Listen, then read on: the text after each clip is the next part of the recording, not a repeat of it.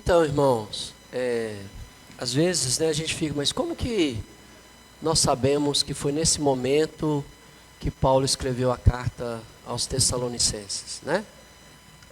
Porque a data da carta, mais tarde, seria anos 50. Então, vamos fazer uma cronologia aqui, ó. Cláudio decretou a saída dos judeus de Roma em 48, né?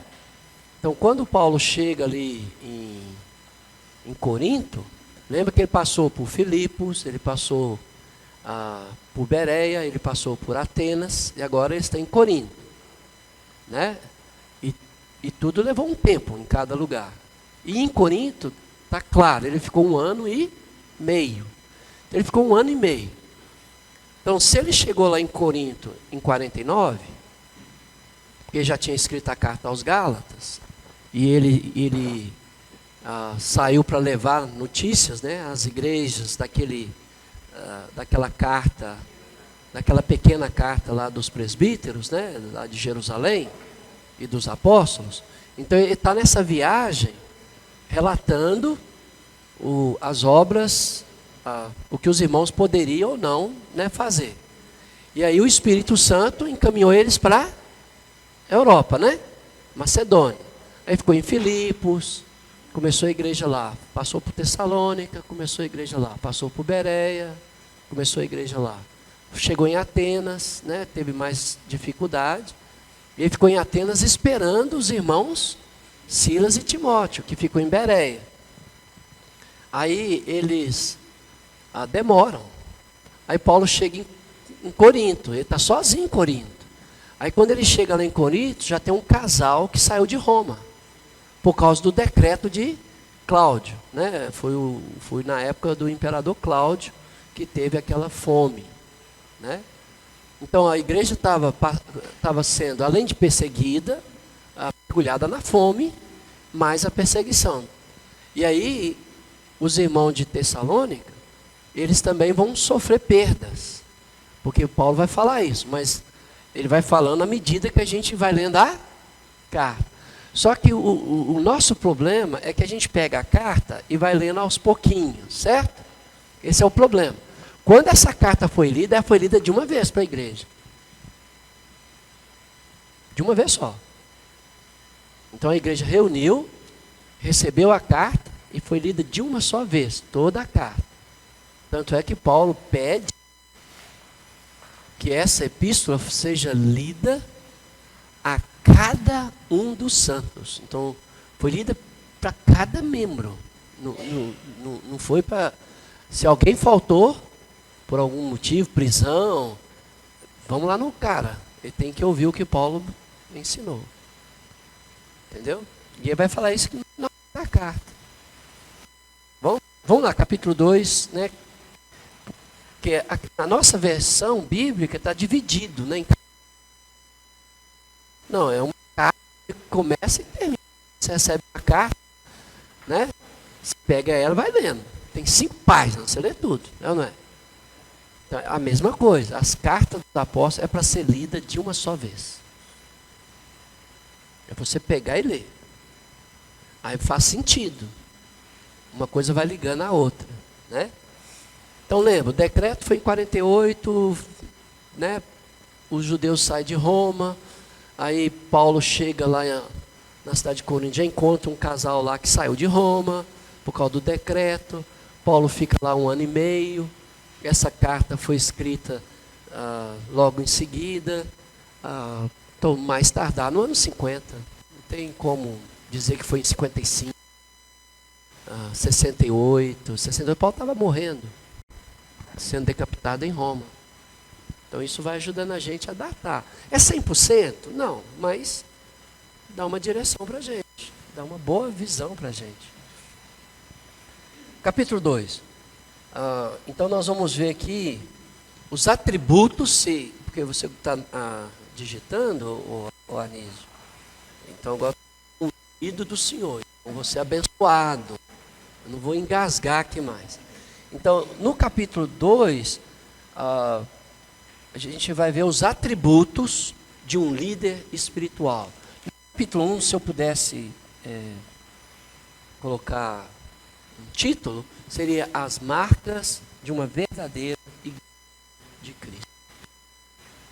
Quais são as marcas de uma verdadeira igreja de Cristo? Vou te falar. É uma igreja que tem uma fé que opera. Você vê irmãos fazendo coisa mais maluca um do que o outro. E quando você questiona, meu irmão, eu estou fazendo pela fé.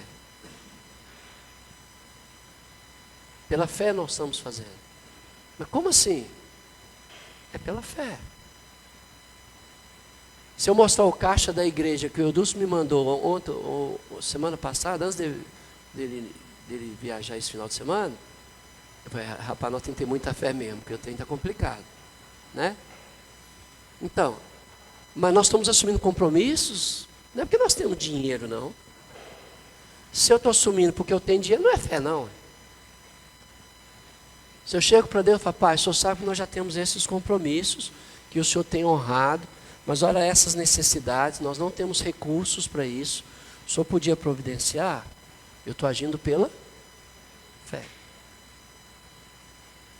E todo dia eu coloco uma necessidade, quase todo dia, né, diante de Deus. Pai, está acontecendo isso, nós estamos precisando desses recursos. Como é que vai chegar? Ó, eu posso mexer aqui no meu orçamento, eu posso fazer isso, mas isso aqui já está comprometido. E como é que vai ficar essa situação? Aí eu fico razoando com Deus lá. Aí passa uma semana depois, o dinheiro chega. Então se eu for agir por razão, inclusive eu fiz contabilidade também. E no meu tempo da contabilidade tinha um livro chamado Razão. Né? Era um livro contábil que você tinha que descrever tudo ali chamado Livro Razão. Rapaz, se eu for seguir o livro Razão, não faço nada não. Nada. Nós estávamos aqui no prédio, eu, Eudúcio e Marcelo. Seu irmão, nós temos como melhorar esse prédio? Pandemia. Não tinha irmãos nenhum aqui. Né? A não ser em casa. Nós transmitindo o culto daqui, mas a igreja estava em casa. Não tinha dinheiro, porque os irmãos não estavam ofertando, estavam em casa, eles não estavam gastando nada. A igreja estava todo mundo em casa, ninguém estava precisando de nada, então não tinha coleta. Mas nós temos que quebrar tirar o telhado, está já chovendo na cabeça de todo mundo, mudar os bancos, porque todo mundo está tendo problema de coluna, cada dia um falando que está com problema de coluna. Mas nós não temos dinheiro. Quem disse que a gente precisa ter dinheiro? Vamos arrancar esse telhado aí, ué. Vamos começar. Aí nós chegamos até aqui. E se Deus quiser, é o último mês que nós estamos pagando a prestação das cadeiras. Então, esse dinheiro vai sobrar para alguém, né? E não é para você não ungido. Já deixei claro, porque senão ungido acha que eu sou ungido, é meu. Você não, tá? Não, as marcas de uma verdadeira igreja de Cristo. Não, então, capítulo 1, né? A marca de uma igreja verdadeira, né? Essa é uma igreja que tem fé, que ela é abnegada.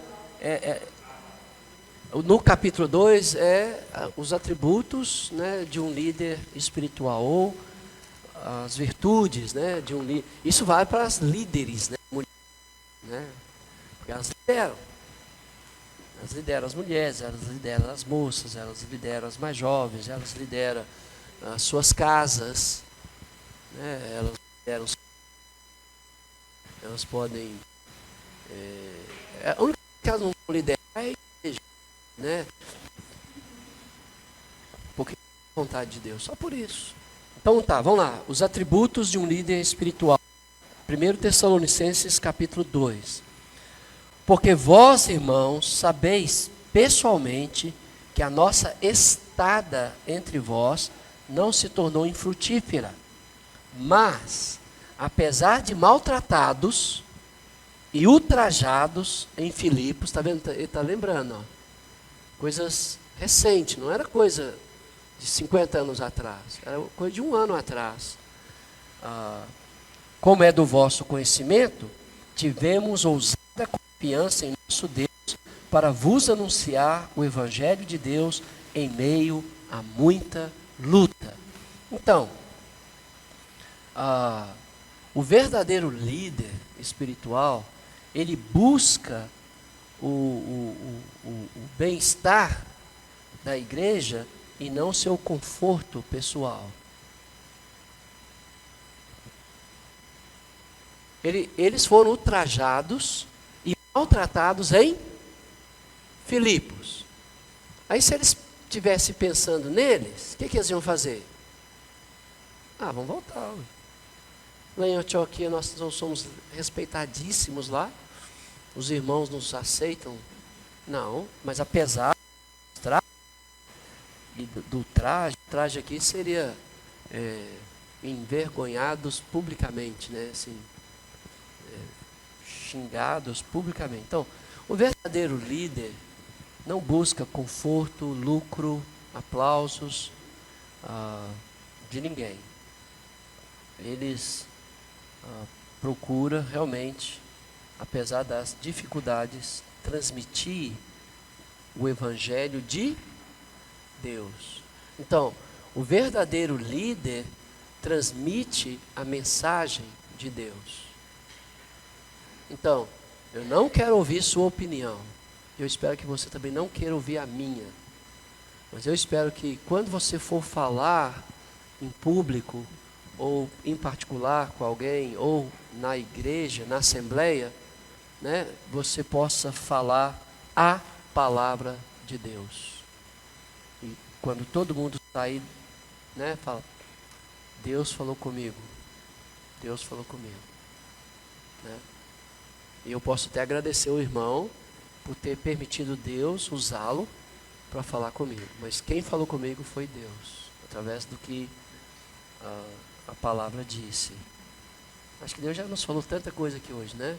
Falou sobre a coleta, falou sobre ser realmente da igreja e não apenas participar da igreja, mas tratar a igreja como minha família e querer o bem dos irmãos como eu quero o bem da minha família e lutar por isso. Então, ele disse, então, eles anunciam o Evangelho de Deus, apesar da luta. Verso 3.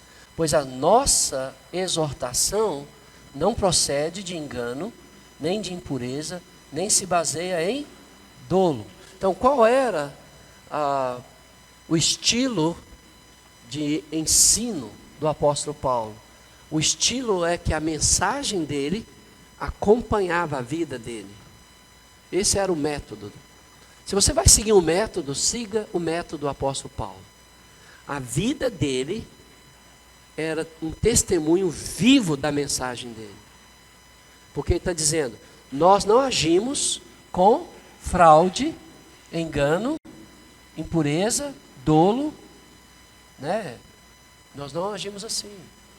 Então, as pessoas sabem quando você está sendo sincero, honesto, verdadeiro, transparente ou não. O corpo fala, né? E a gente sabe, né? Pois a nossa exortação, né, no verso 3, não se baseia nisso, né? Verso 4. Pelo contrário, visto que fomos aprovados por Deus, a ponto de nos confiar Ele o Evangelho. Então, só existe uma mensagem que a igreja tem que dar ao mundo: o Evangelho. Né? Por exemplo, o pregador pode pregar sobre casamento na igreja. Vai abençoar a igreja? Os maridos, os filhos, os pais? Vai. Mas isto é o Evangelho? Não, não é. Mas é um bom tema para falar para a igreja. Mas não é o Evangelho. Né? Alguém pode dar uma aula sobre finanças. É um bom tema. Mas não é o Evangelho. Mas pode dar uma boa aula sobre finanças. Né? Então, Você, são poucas as igrejas hoje que estão pregando o Evangelho. O que é o Evangelho? Vida, morte, ressurreição, ascensão de Jesus Cristo. Então, se você contar os feitos de Jesus, você está pregando o Evangelho. As obras dele, você está pregando o Evangelho. Né? O ensinamento dele, você está pregando a doutrina dele, o Evangelho. O que ele fez, você está pregando o Evangelho. Por que as igrejas não estão mudando? Porque o Evangelho não está sendo pregado. Prega-se de tudo na igreja, menos o Evangelho. Boas mensagens sobre família. Mas não tem um outro dia para a gente tratar sobre isso? Uma outra hora? Né? Então, por isso que os pastores aqui, né, pediu para os pregadores pregar o Evangelho de Lucas, até terminar. Não foi à toa. Não é porque a gente não sabe pregar Daniel, as 70 semanas de Daniel. Mas o que vai fazer diferença? O Evangelho. E quando você prega o Evangelho, ensina sobre crianças no Evangelho. Traga as criancinhas, né? Deixa elas vir a mim. Jesus falando, né? E os discípulos querendo impedir. Não, vão trazer as crianças. Seria tão bom trazer todas as crianças na frente da congregação, todo domingo, e orar por elas. Vamos abençoar as crianças, como Jesus, né, fez. Porque das crianças é o reino de Deus. Fala sobre caráter do homem, o Evangelho. Fala, né? Você vê a família de Lázaro, né? Suponhando que você está pregando o Evangelho, Jesus está na casa do Lázaro, uma boa hora para falar que Lázaro era um homem íntegro, que Maria, uma mulher piedosa, a Marta, uma mulher que servia à mesa, como uma diaconisa, né? Um dia ela ficou nervosinha lá, mas Jesus pôs ela no lugar dela, ela ficou legal depois. Pronto, passa rapidinho para essa parte. Quem nunca, né? Então, não é errado falar sobre família, ou finanças, ou sei lá. Mas o que transforma a vida? O Evangelho. Por que às vezes você fala sobre família, em termos específicos, e os resultados é quase zero, ou quase nulo? Não vou falar que é nulo, porque sempre alguém pega e, não, vou seguir isso aqui. Aí você está pregando o Evangelho. Aí você vai falar do Zacarias, como homem o líder espiritual. Da Isabel, que apesar das lutas, era fiel. Aí a turma fala, nossa, eu quero ser igual esse casal. Aí muda. A gente pode marcar um ponto para casais. Então vamos falar sobre família. Mas coloca alguém que vai falar tudo o que você não quer ouvir, não o que você quer ouvir. Vai te desafiar, que vai... Entendeu? E aqui os discursos já programados, está com nada, né? Entendeu? Por quê? Então vamos tratar de assuntos ou temas na escola dominical, ou no encontro de mulheres, no encontro de homens, ou na escola bíblica de férias, para as crianças. Vamos ter um tema. Mas a pregação é o Evangelho. Por que as igrejas evangélicas, e eu estou falando das que são honestas e tudo, eles ganham o coração de muitas pessoas, porque estão sempre falando de Jesus. Eles contam uma história de Jesus, e ali faz uma aplicação e tal. Olha para você ver. Eles que falam que batismo não precisa, mas são os que mais batizam. E nós que falamos que precisa, quase não batizamos ninguém. Não é? Os caras falam que não precisa, e batizam milhares. E nós falamos que precisa, não batizando ninguém. Quem que você acha que Deus vai levar em conta? Esses caras já foi todo mundo batizado. Então, o Evangelho é o poder de Deus para transformar. Porque quando eu falo, suponhamos que eu prego aqui domingo sobre família, eu posso fazer e muito bem. Mas aí eu vou pregar o que você tem que fazer para, né, se dar bem como esposa ou esposo e tal. Só que aí eu sei o que você tem que fazer, certo? E quando é o que nós temos que fazer é complicado, porque nem sempre nós queremos fazer. Mas quando eu conto o que Deus fez, aí eu falo, Ele fez isso? Aí você fala, fez. Por exemplo, eu estou dando um curso de noivo para um casal. Vão casar em setembro. Aí nós chegamos naquele texto que fala que as mulheres precisam ser submissas aos maridos, e os maridos devem amar as mulheres. Aí, tá. Esse é o discurso que todo mundo sabe. Tá lá. Aí eu perguntei para a moça, né? Para a noiva. Como você serve Jesus? Como você serve Jesus? Na maioria das vezes, você está alegre. Estou indo para louvar o meu Deus, estou indo para servir Jesus, amar, né, demonstrar um amor de Jesus. Tá bom. Mas não tem dia que você não tem que negar a si mesmo para fazer o que Ele pede? Que você não quer fazer. Você não quer fazer. Seja honesto. Foi verdade, eu não quero. Mas você não faz? Sim, eu faço. Por que você faz? Porque Deus. Porque Ele pediu. Porque Ele é o Senhor. Então tá. Então é assim que você vai obedecer seu marido.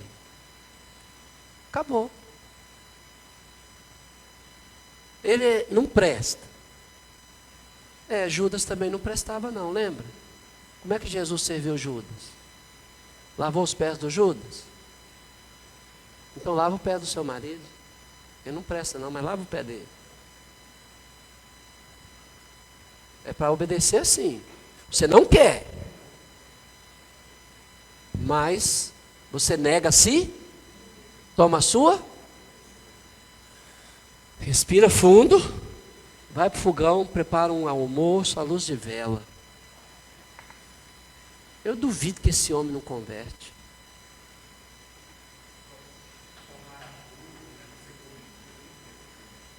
Assumir a vontade de Deus na sua vida. É sofrimento mesmo. Beleza? Aí ela falou assim, então, esse menino bonito aí, ó, vai te fazer raiva. Muito. E você vai estar dizendo, quer matar ele. Aí você vai falar assim, mas eu sou cristã. E como cristã, eu tenho que lavar os pés dele, como Jesus lavou o do Judas. Esse meu marido é um traidor, mas eu vou lavar os pés dele. Ele vai chegar, eu vou deixar ele me dar um beijo. Não vou falar, sai para lá. Jesus mandou Judas sair para lá? Então, quando seu marido for um Judas, minha irmã, deixa eu te dar um beijo. Lava os pés dele. Isso quer ser submissa ao marido. Agora fala o outro lado. Agora é o outro lado. Agora é o outro lado. O marido tem que amar a esposa como Cristo amou a igreja. Beleza. Então tá, marido. Você tem que amar como Cristo, certo? Como é que era Pedro? Impetuoso. Hã? Pecador, ele me reconheceu. Vai embora, Jesus, porque eu sou pecador. Bruto. Jesus não amou ele? Ele estava afundando lá. O que Jesus fez? Essa mulher está tão grossa hoje. É o Pedro que eu tenho que amar hoje. É o Pedro. O Pedro encarnou nessa mulher hoje. Depois eu não acredito em reencarnação. Mas como é que esse Pedro reencarnou, desceu aqui nessa mulher hoje? Mas deixa eu amar ela.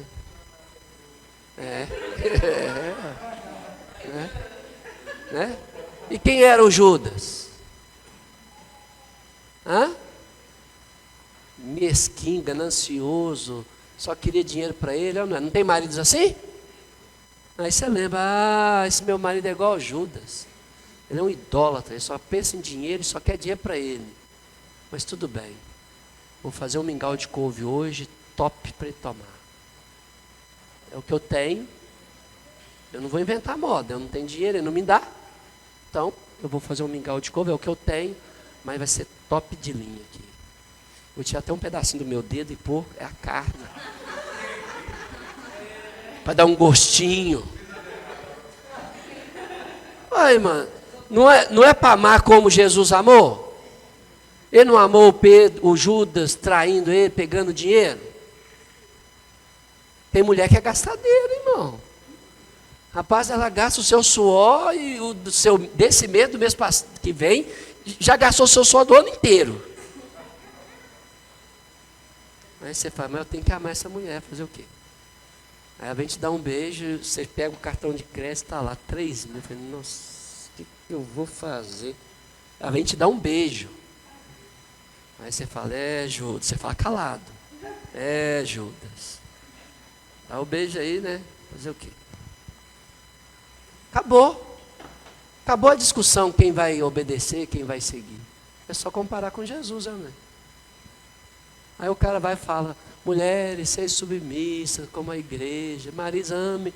E acabou o discurso. Agora eu fiz você ver como sua mulher está sendo um Judas. Né? Pegando todo o seu dinheiro. Eu conheço esposa que pega o dinheiro da família e joga no bingo. E cada vez mais está virando uma praga entre nós. Estou falando sério. Aí o que você vai fazer? Deixa eu amar essa mulher. Como Jesus amou o Judas. Mas deixa eu tirar o cartão de crédito dela, porque senão eu estou ferrado. Deixa eu tirar o talão de cheque. Hoje não tem nem mais cheque, né? Deixa eu tirar o Pix dela, porque se eu arranca essa maquininha da mão dessa mulher, meu irmão, porque senão você está enrolado. Por quê? Gasta mais do que... Mas você tem que amar. Não foi assim que Jesus amou Judas? Então mudou a história. Ó. Eu estou pregando o Evangelho, Jesus amou Judas, e você tem que amar seu marido como Jesus amou Judas. Ou a sua esposa, agora a esposa, né? Você tem que amar a sua esposa como Jesus amou Judas. Não fica mais fácil para a gente ver? Aí não tem desculpa. Como é que eu vou amar essa peste aí? Como Jesus amou Judas, ele também era uma peste. E o João? Como é que era o João? Filho do trovão.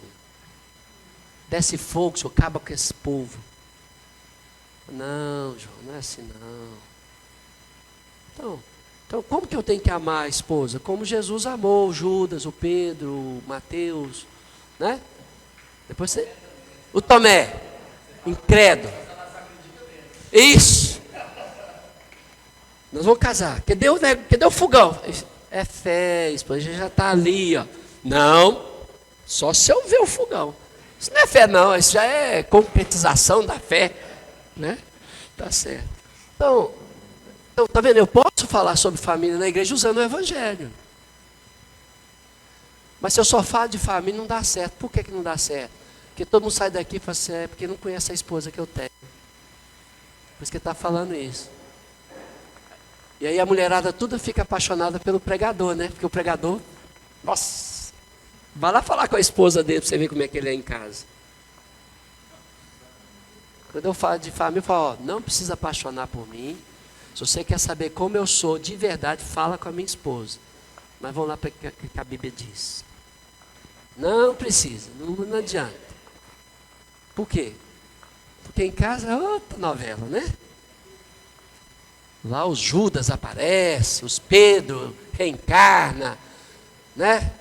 O Tomé baixa lá, irmão, que é incredulidade. Mas isso não é fé não, isso é fé. Aí você tem que amar -se mesmo. Aí, né? Então, Qual é a mensagem do líder espiritual? O Evangelho. E ele consegue pegar o Evangelho e aplicar em cada situação da vida cotidiana. Por quê? Porque ele sabe o Evangelho. Quando ele está falando de uma família das Escrituras, ele aproveita aquela família como exemplo para que os irmãos sigam. Ele não aborda um tema específico, porque ele está falando dos feitos de Deus e não das obrigações dos homens, porque fica pesado, né? Quando você fala do que você tem ou não tem, aí você é capaz. Mas você vê, Deus fez e Ele espera que eu faça, então Deus vai me dar força para eu fazer. E eu consigo. Né? Então agora você sabe como tem que obedecer seu marido e como tem que amar sua esposa. Não tem conversa mais não. No último dia ele falou, não, você ouviu a aula lá, não tem desculpa não. Saiu daquele jargão, né? Mulheres, obedeçam, maridos, ame. Agora você sabe como. Quando Pedro baixa, sabe, é hoje assim. Você pode até falar, arreda Satanás, Jesus falou, né? Pode ou não pode? Pode, Jesus falou. O Pedro, arreda Satanás. Né? Ou desesperar, né, Brian? Até quando? Jesus não falou isso lá com os discípulos? Até quando? Só, Senhor, até o fim, né? Fazer o quê? O Senhor nos chamou, agora aguenta. Mas Jesus também falou, você não quer ir embora, não? De vez em quando as esposas sábias falam, uai, Maria, você está infeliz. Você não quer honrar suas obrigações. Você não quer ir embora, não? Pode ir, ué. Ou a esposa, né? Você não quer ir, vai, ué. Jesus não falou isso? Olha o Evangelho aí, irmão. Porque confronta, né? Um dia chegou um casal lá na minha casa, a esposa queria separar do marido. Eu falei, é mesmo? Eu vejo que o seu marido, apesar de não ser perfeito, como nenhum é, eu vejo ele te carregando, levando para salão, buscando, ele cuida da casa, ele é trabalhador e tal. É o seguinte, mano, faz as malas e sai de casa, já que você quer. Não, é ele que tem que. Não, não eu sei que é sair de casa. Não eu sei que. Mas para onde que eu vou? Já não é problema meu nem dele, né? O problema é seu, ué. Você que quer, ué. Acha que ela foi, Brian? Foi nada. Nada. Mas foi lá na minha casa, o casal. Falando que queria separar. Falei, não, isso não é problema não, ué. É. Só não acho justo ele ficar sem casa, sem os filhos, porque você não quer mais. Então você faz o seguinte, deixa os filhos, sai da casa, pega a mala. Mas para onde que eu vou? Não é problema nosso não, já é seu. Então, né? Mas ela não saiu não, estão casados até hoje. Graças a Deus. Está vendo? O Evangelho transforma. Mas você fala, não, irmã, você tem que amar seu marido, você tem que orar. Não ia dar em nada. Aí eu lembrei que Jesus falou, você não quer ir embora, não? Então vai, ué. Quando eu falei isso com a irmã, ela foi? Não. Hoje são até missionários o casal, tá? Você vê que deu certo, né? Quando você prega o Evangelho, fala o que Jesus falou, usa as frases de Jesus na hora certa, as coisas funcionam, dá certo. Então, o verdadeiro líder, ele tem uma motivação certa, além de uma mensagem certa, além de um método certo. Qual que é o método? Vida e mensagem estão juntas, né? E aí ele continua aqui, olha, que falando que Deus confiou a eles, né? Então Deus também nos confiou o Evangelho, vamos pregar o Evangelho. Olha o verso 5. A verdade é que nunca usamos de linguagem de bajulação, como sabeis, nem de intuitos gananciosos. Está vendo? Ele não estava buscando o lucro, nem ser aplaudido por ninguém. Por isso que eu falei, o verdadeiro líder não busca lucro, não busca ser aplaudido, não busca o seu conforto. Ele busca o bem-estar dos irmãos e cumprir a sua missão. Qual é a missão dele? Pregar o evangelho, né? Essa é a missão dele, ou dela, né? Quando eu falo, é de todos nós. E aí continua mais, ó. Deus é testemunha. Também jamais andamos buscando glória dos homens. Está vendo? Aplauso.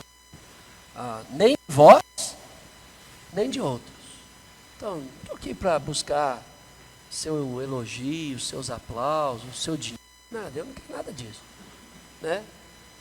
Mas eu gostaria que você e eu juntos fôssemos realmente a igreja de Betim. Que todo mundo lutasse por essa igreja, trabalhasse mesmo, né?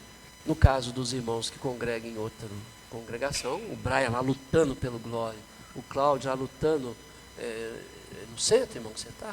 Lá lutando pela igreja do centro. O resto está tudo aqui mesmo, né? Então tá bom. Então assim, mas lutando mesmo. O que eu posso fazer? Né? E servindo, né? E olha que mais. Olha a atitude de Paulo, de um líder. Ele é como uma mãe que acaricia seus filhos. Olha aqui, ó.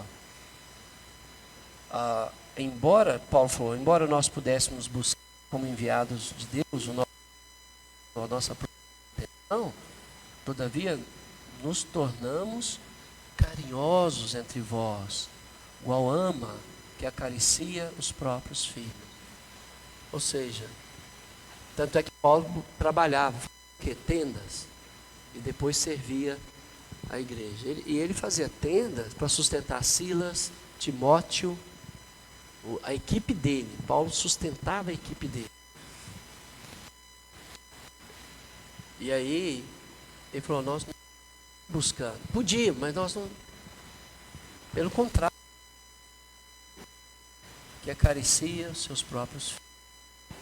Olha a doçura, né? Os líderes espirituais são dóceis com as ovelhas. Eles não tratam as ovelhas como cabritos. Tem pastores aí tratando, chuta, sai para lá, porque cabrito é um bode, né? Bode. É ovelha, irmão. Ovelha é doce. Trata ela como ovelha. Aquilo que o Anísio perguntou, Paulo está dizendo, ó, assim querendo-vos muito, estávamos prontos a oferecer-vos não somente o Evangelho de Deus, mas igualmente a própria vida. Tem gente que só quer pregar. Depois da pregação quer ir embora. Não quer ficar um minuto para dar atenção a uma pessoa em necessidade. Paulo não. Paulo não só estava pronto para pregar o Evangelho, mas Paulo estava pronto para por aqueles irmãos. E eu tenho dito isso em conferência entre as lideranças. Se você não está pronto para vida pelos irmãos, saia do presbitério da igreja. Saia da função de missionário, de evangelista. Ou aprende, ou sai.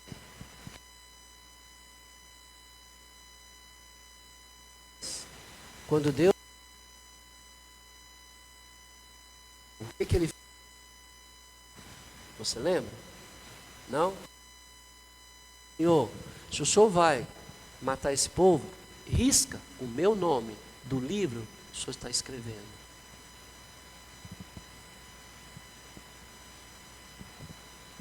Às vezes nós só queremos a nossa salvar. Por isso que a turma fica falando salvação individual. É por quê? Porque são egoístas.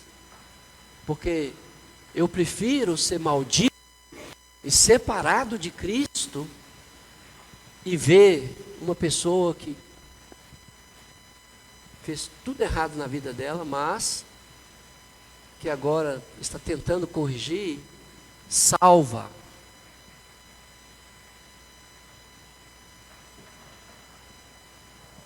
Desafio ou não? Por que que muitas vezes as igrejas não prosperam? Porque os líderes não têm esse coração de Moisés, nem de Paulo. Essa não é a primeira vez que Paulo fala isso. Paulo falou aos romanos. Ele disse, eu queria ser separado de Cristo, maldito, anátema. E isto salva meus irmãos judeus, porque deles procede a lei, os profetas, o Cristo. Então, eu sei que no último dia eu vou ter que responder a Deus por muitos da igreja. E eu vou falar com Deus. Sabe por que eu fiz o que eu fiz? Sabe que estava tudo errado. Mas se o Senhor tratar dos nossos erros, ninguém... Mas se o Senhor tratar essa pessoa, e a mim também inclusive, né? Segundo a sua misericórdia, nós vamos entrar. Então, quantas pessoas chegaram perto de Jesus para interceder por alguém? Hoje a gente acha que interceder é só orar, né, pelaquela pessoa, né? Mas e brigar com Deus por aquela pessoa? Quem está fazendo? Quem está lutando? Com Deus, como Moisés, como Jacó, lutou com Deus e prevaleceu. Como Paulo, ele falou, eu estou pronto, não só para pregar, mas dar a minha própria vida. E se a gente não é assim, nós estamos todos reprovados para o ministério. Para ser da igreja, beleza, mas para o ministério da pregação, do ensino, de missão, de evangelista, de presbítero, desqualificados, todos. Sem exceção. E ele diz mais, por isso que vos tornastes muito amados de nós. Nós estávamos dispostos a dar a nossa própria vida, então isso liga, né, as pessoas, quando você vê irmãos e irmãs se doando mesmo, né, para o bem de outro. Porque vos recordais, irmãos, do nosso labor e fadiga. Lembra que ele estava fazendo tendas até então, né? Lembra lá que está lá em Corinto? Fazendo tenda com Priscila e Áquila, né? Só quando Timóteo e Silas chegam que ele passa a trabalhar de tempo integral para a igreja. Mas então não, ele... e de noite e dia labutamos, lá em Filipos, lá em Tessalônica, ele não tinha recebido sustento, ele só recebeu sustento agora em Corinto, Então, para mostrar para os...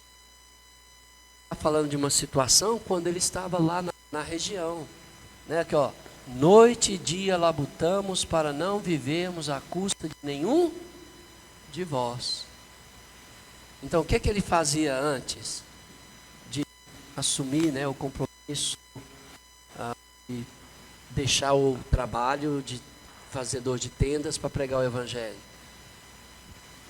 Ele labutava dia, noite, não vivia às custas de ninguém, porque ele trabalhava, né, para prover o seu sustento e dos outros. Vos proclamamos o evangelho de Deus. Quando ele fala vos, né, Paulo está falando que ele trabalhava dia e noite para receber o evangelho. Mas quem estava junto com Paulo lá? Silas e... que levou Timóteo de Listra e Derbe, ou Icônio? Os irmãos de Derbe e Listra falavam bem, ele pegou o Timóteo. Quem que sustentava o Timóteo? Paulo. Com o trabalho dele. Com o trabalho dele. Então, por essa, o Anísio, né? Por essa razão, mostra que a carta foi escrita lá de Corinto, porque está lembrando o tempo que eles passaram, né, pela igreja de Tessalônica. Naquela ocasião, ele não E ele diz: vós e Deus sois testemunha do modo porque piedosa, justa e irrepreensivelmente procedemos em relação a vós outros, que credes, e sabeis ainda de que maneira, aí ele vai usar outra expressão bonita, ó, como pai a seus filhos, a cada um de vós. Como um pai, como uma mãe. Zelando por vós. Exortamos, consolamos, admoestamos. Então essa é a função, né, do líder. Exortar, consolar, admoestar. Mas a igreja tem que perceber que você está disposto a dar a sua própria vida. Ela tem que perceber isso. Senão ela só chega, reúne e vai embora. Ouve, quando estiver descendo o morro, já esqueceu a pregação que você pregou. Sério. O ser humano é assim. Né? Então, para viver de modo digno de Deus, que vos chamou para o seu reino e glória. O reino é de Deus, a glória é de Deus. Então, então você vê, né, aquele pai que exorta, que consola, que admoesta, aquela mãe que dá carinho, que cuida, que assiste, aquele pastor, né, amoroso, né, e nesse sentido, aquela pastora, né, no sentido não técnico da palavra, mas no sentido de ofício, aquela irmã que está pastoreando a vida da Gisele, né, está cuidando, está importando com ela, né, está zelando dela, da Isa, da Carol. Por isso que tem um encontro de mulheres aqui agora, né? As irmãs cuidando uma das outras, né? É isso mesmo. Então você pode pensar: eu estou sendo uma pastora amorosa no sentido de ofício, não no sentido técnico. Eu estou sendo um pai que admoesta, que corrige, que ensina. Eu estou sendo uma mãe que o irmão, a irmã está chorando e eu estou lhe dando atenção, carinho. Né? Agora, é uns aos outros, né? Não tem como você atender todo mundo, tem? Tem não. Inclusive tem uma estatística que diz o seguinte: que um evangelista de tempo integral na igreja só consegue dar assistência a 50 pessoas no seu ministério. Assistência. Não é só ir lá visitar e tomar um cafezinho. Aí você pode sair da casa e pular para o outro. Assistência é passar tempo, orar, ler, conversar, chorar, visitar. Então eu conheço uma igreja de Cristo que tem 5.000 membros. Quantos presbíteros eles têm? 100. Divide 5.000 por 100. 50. 50.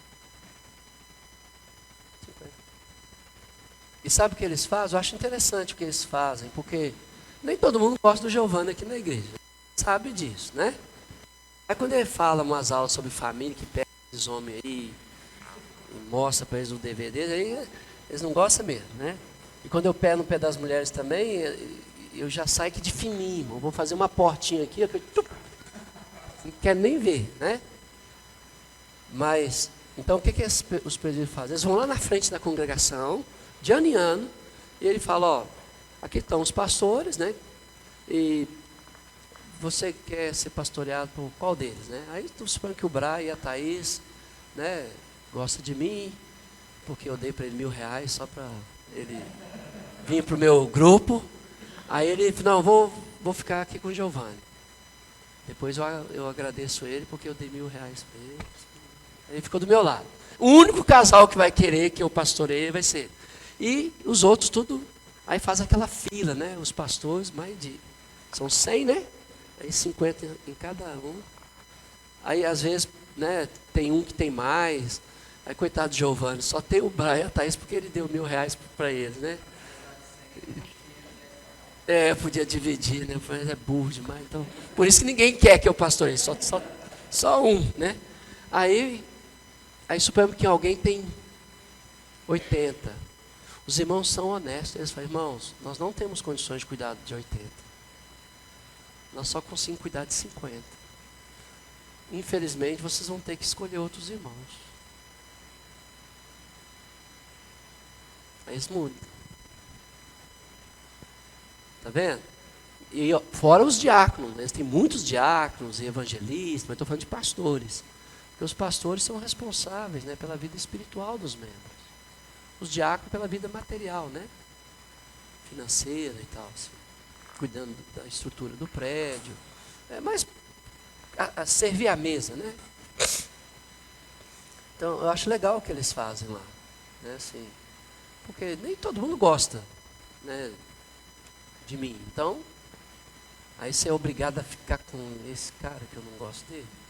Não, aí você fica com o Marcos, né? E se Deus quiser, daqui mais por isso nós estamos chegando a 150 membros, nós temos mais de um pastor. Nós só temos 2. Então nós vamos eleger mais um agora. E quando tiver 200, nós vamos eleger outro. Né? E ainda os diáconos e um evangelista. E ainda a gente não dá conta, né, de dar atenção 100%. Né? Então, aí, olha o verso 13, que ele vai falar mais do trabalho pastoral. Outra razão ainda temos nós, para incessantemente dar graças a Deus, é que tendo vós recebido a palavra que de nós ouvistes, que é de Deus, acolheis não como palavra de homens, e sim como de fato é a verdade, é a palavra de Deus, a qual com efeito está operando eficazmente em vós. Quando a palavra de Deus opera nas nossas vidas são transformadas, não tem como. Então, se a minha vida não está sendo transformada, então não está sendo, a palavra está operando. Ou eu estou impedindo, eu não entendi, sei lá, tem alguma coisa acontecendo. Mas se a palavra de Deus está viva na minha vida, então ela faz uma transformação.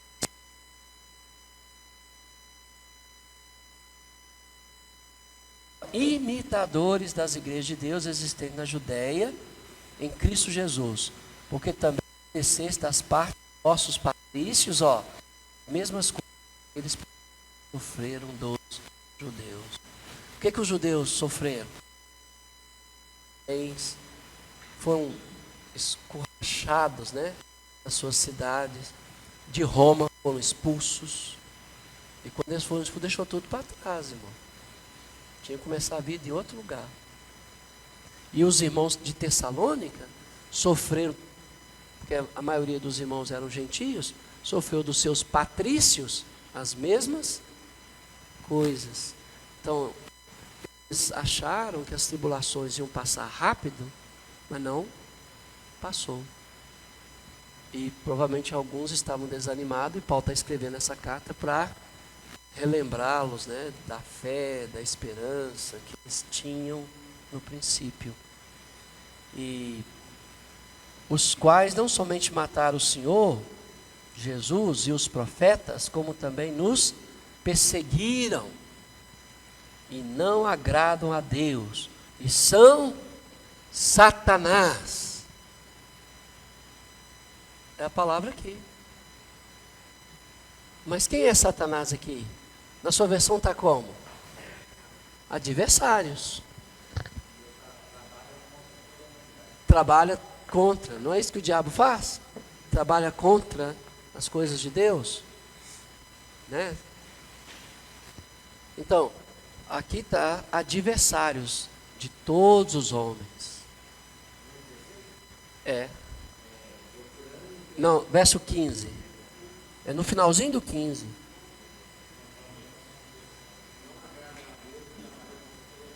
Isso.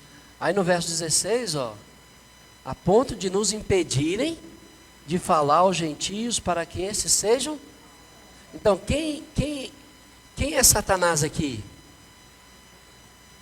Isso, quem eram esses adversários? Os judeus maus, lembra que eles expulsou Paulo lá de Filipos, lembra?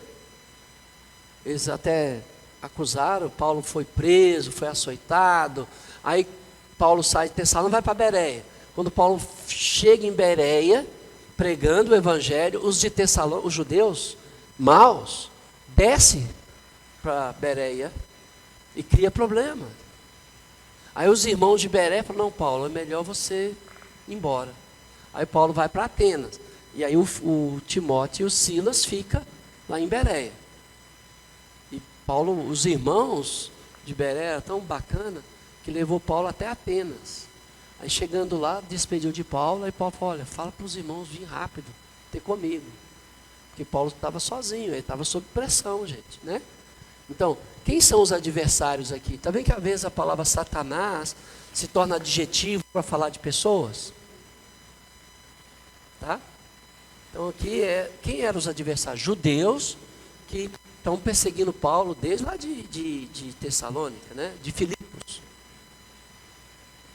Aí na minha versão está adversários, outras está inimigos, né?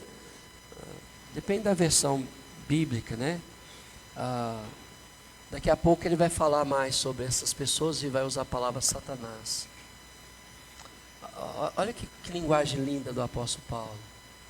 Irmão, esse amor que as igrejas de Cristo, no meu tempo, no princípio tinha e que nós devemos resgatar, e eu creio que existe até um certo ponto esse amor aqui em Betim, mas precisamos crescer ainda mais nesta graça.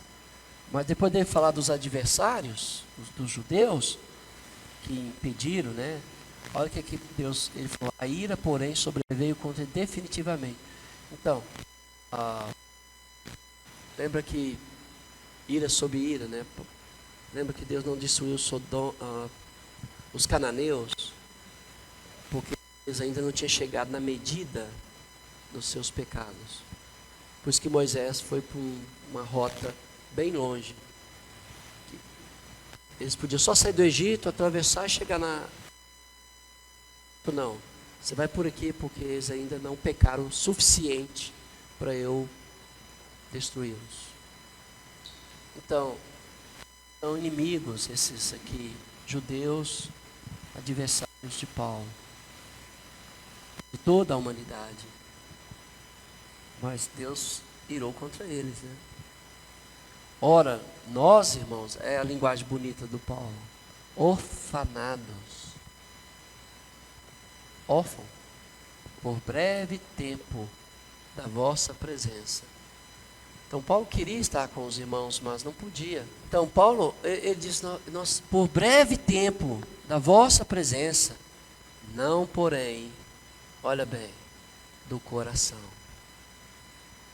Olha para o seu coração e vê quantos irmãos estão lá. Então, mas, tá vendo? Assim,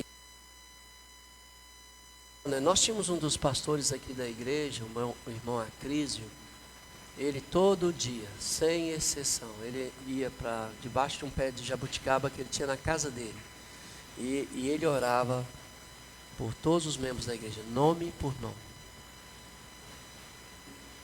Nome por nome. E foi a melhor fase da igreja, porque tinha um dos pastores orando nome por nome. Não importa a situação do membro, ele estava orando. Hoje a gente fica mais preso a uma necessidade específica, um problema pessoal, uma família específica, né? O instituto fala, Deus, aqui é a turma do instituto, o senhor resolve com eles lá. Vamos para frente, Deus, já é coisa passada, vamos para frente. Né? Mas, olha mesmo, né? Qual dos irmãos, né, está no seu coração? Né? Você lembra dos irmãos com carinho, com amor? Será que Deus vai conseguir forjar uma liderança bíblica nas nossas igrejas com essas credenciais? Eu gostaria de ver. Gostaria de ver mesmo, né?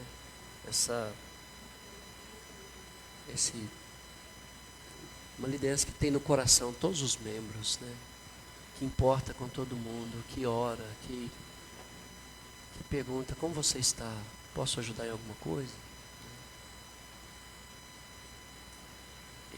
E isso, quando todos fazem, fica mais fácil. Um não fica sobrecarregado, né? Porque é uma divisão de trabalho, né? É uma palavra muito bonita. Com tanto mais empenho, diligenciamos com grande desejo, Paulo disse, né, de ir ver-vos pessoalmente. Então Paulo não estava feliz de ter saído de Tessalônica tão rápido como ele teve que sair. Por isso quisemos ir até vós. Pelo menos Paulo não podia falar pelos outros. Ele falou: pelo menos eu, Paulo, não somente uma vez, mas duas. Contudo, Satanás nos barrou o caminho. Quem era Satanás aqui? Judeus.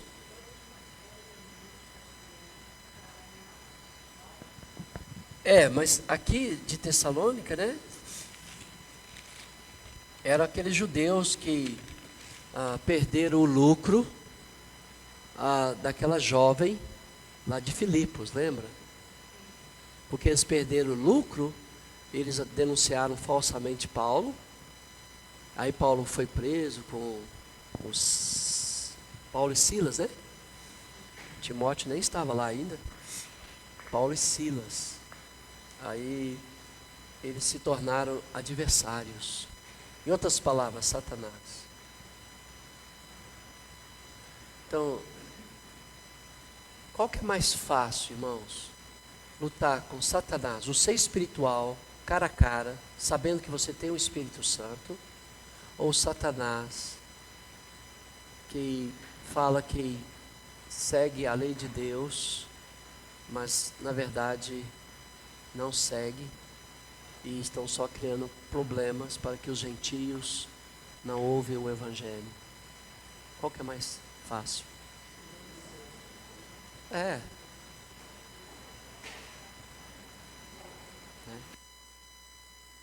Ser chamado sinagoga de Satanás, habitação de Satanás, né? Então, se fosse o ritual em frente do apóstolo Paulo, o que Paulo faria? Arreda Satanás. Paulo não expulsava demônios? Ele tinha esse poder ou não? Então, ele está usando termos, né? Porque quem faz essas coisas, quem impede uma pessoa de ouvir o Evangelho é do diabo. E até hoje eu falo: sai de mim, Satanás, sai fora. Mas eu entendo o que eu estou falando, né? Mas eram judeus que na verdade era habitação do diabo mesmo, né? Que inimigo de todo homem, né? Pois Paulo diz: quem é a nossa esperança, alegria, coroa, em quem exultamos na presença de nosso Senhor Jesus em sua vinda? Não sois vós? Puxa, Paulo tinha orgulho daquela igreja. Paulo está dizendo: vocês, na vinda de Cristo, é a minha coroa, é a minha glória, é a minha esperança. Olha que legal. Quem já viu aquele filme A Lista de Schindler, ou Schneider, sei lá, Lista de Schindler? Ele era um judeu, né, mulherengo, mas rico, né? Ele era um alemão, né? Ele era um alemão, rico. Mas ele pegava judeus para trabalhar na fábrica de fabricação de arma. Mas ele altera a configuração da arma ou da bala para não matar ninguém. Não sei se você sabe disso. Então, quando os nazistas atiravam com aquela, não matava ninguém, né? Mas ele contratava judeus para trabalhar na sua fábrica. Só que a guerra, né, tomou um outro rumo e agora ele tinha que fugir, porque ele sendo alemão, ele tinha que fugir. Mais tarde ele é pego e morto, mas ele consegue. Quando ele vai fugir, não sei se você viu a última cena e a última frase do filme. E olha, essa frase está no Talmud, tá? Que é a tradição oral dos judeus, tá bom? Os judeus que foram salvos deram duas coisas para Oscar Schindler. Por isso que eles fizeram o filme A Lista de Schindler, senão eles não tinham documentos para fazer. Uma era o anel, um anel de ouro. Os judeus tiraram os seus próprios dentes, arrancaram, derreteram, fizeram um anel e esculpiu uma frase do Talmud. Talmud era a tradição oral dos judeus. Quem salva uma alma, salva o mundo todo. Entregou para Oscar Schindler. Eu não sei quantas mil almas foram salvas dos nazistas por causa da ação dele, mas foi mais de 1000. E também escreveu uma carta de agradecimento. Eles fizeram uma fila, né? Os judeus sempre têm esse costume, até hoje, de alguém vai viajar. Então, seria tão legal, né, se os irmãos criassem esse hábito. Suponhamos, o Brian vai viajar depois do casamento, então a igreja de um lado, a igreja do outro, dando presentes para o Brian, dinheiro, tudo para ele fazer uma boa viagem.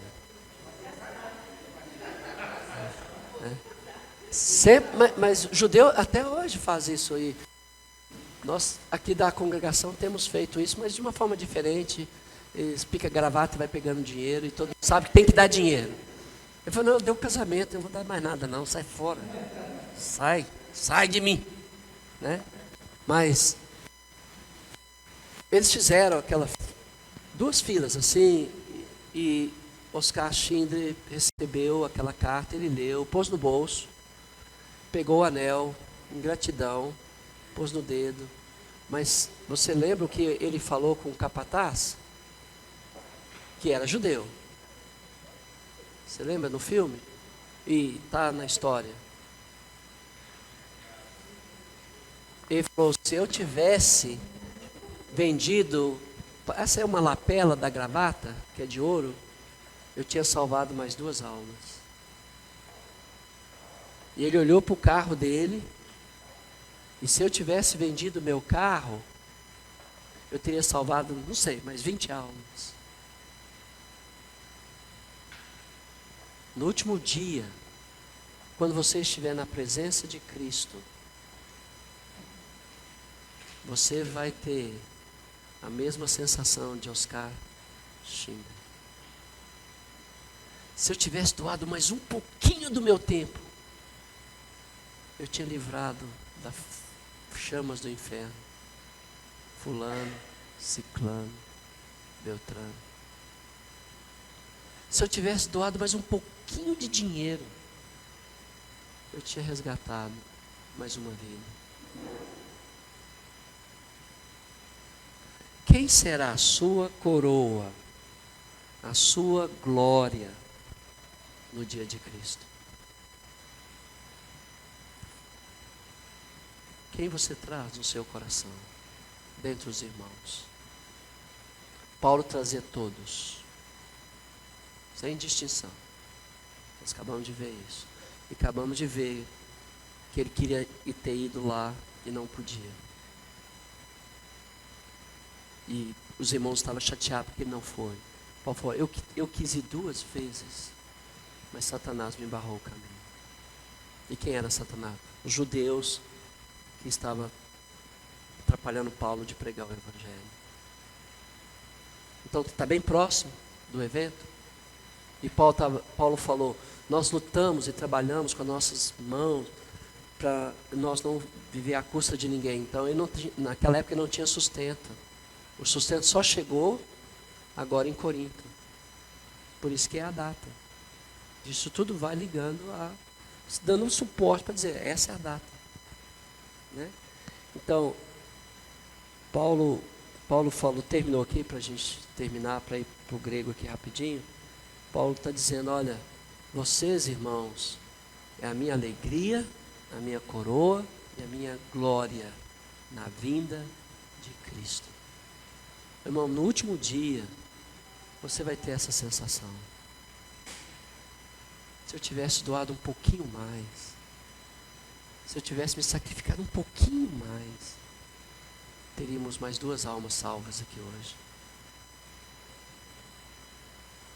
Mas tirando a tristeza, olhando para as 1.100 almas, eu acho que ele salvou, ele pôde partir com o carro dele em paz, porque ele fez o que ele podia.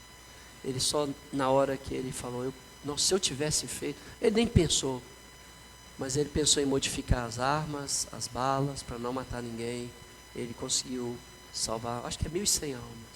Vale a pena ver o filme, A Lista de Schindler, Oscar Schindler, acho que é isso que fala.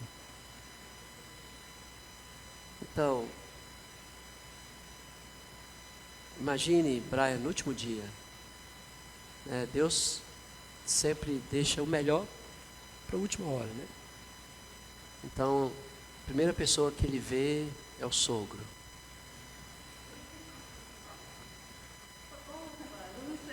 E Deus falando com ele,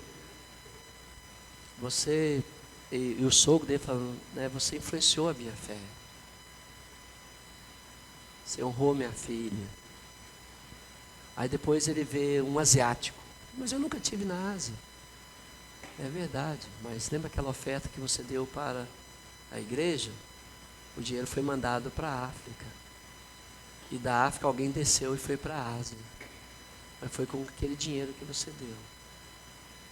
E depois você vê um espanhol, um alemão, um africano.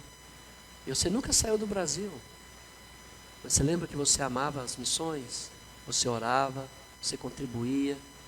O pregador fazia vídeos, mandava, e pessoas mandavam para outras pessoas. E aquilo foi havendo uma influência que você nem sabe. Mas Deus sabe. Deus viu. E o que importa não. Aí como Deus gosta de deixar a melhor parte para sempre o final, aí vem a Thaís, aí vem os filhos, vem os netos, né? Porque aí eu já estou pensando que ele já cresceu, já envelheceu, já teve que o filho e tal, já morreu, né? Aí Jesus voltou, aí ele vê os netos, os bisnetos, tudo por causa do legado de fé que ele deixou em sua casa. E todo mundo olha. Você lembra de um avô seu que era piedoso e por causa dele você está em Cristo? Uma avó, alguém idoso, se não físico, espiritual, alguém que zelou. Está vendo? Aí no último dia você vai ver aquela multidão de pessoas, como Oscar Schneider viu. E talvez você vai pensar como ele. Nossa, se eu tivesse aumentado aquela quantidade de sopa, se tivesse colocado uma batata a mais, teria mais uma alma aqui. Não é para ser culpado, mas para mostrar que vai ser um momento ímpar na nossa vida. Aí você fala, isso não vai acontecer não. Você está inventando isso. Não? Se você estivesse lendo o Evangelho, você ia ver que isso vai acontecer. Onde está isso no Evangelho?